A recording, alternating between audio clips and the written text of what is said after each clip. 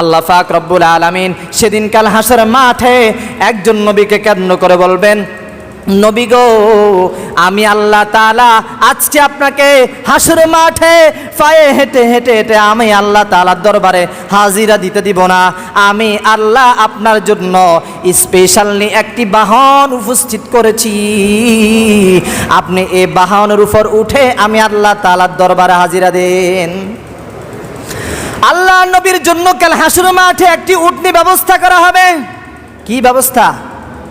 যে উটনির উভয় পাড়ে থাকবে স্বর্ণ রূপা দ্বারা সজ্জিত করা, যে উটনির গদিটা থাকবে রেশমের কাপড়ের দ্বারা, যে উটনির লাগামটা থাকবে হীরা মণি মুক্তার দ্বারা।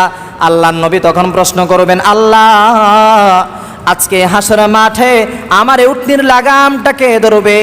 আল্লাহ তাআলা তখন ঘোষণা দিবে, এ হাসরের মাঠে আপনার উটনির লাগামটা ধরবে বেলাল।